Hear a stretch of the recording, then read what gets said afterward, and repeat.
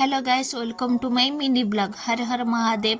आपण माने वीडियो को बिल्कुल भी स्किप न करी आरंभ शेष पर्यंत देखिए कहीं ये 54 कुंडी अतिरुद्र महायज्ञर वीडियो एवं ये बरपड़ा स्थित थिबा सोमनाथ मंदिर रे यज्ञ आरंभ हो जाइए।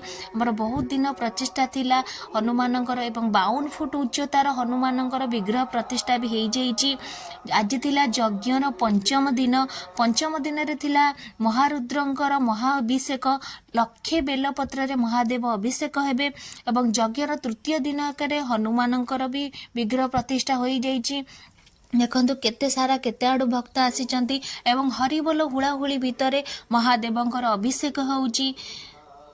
सबु भक्त मान को कहला 108 बेलपत्र देवे से भी देइचनी।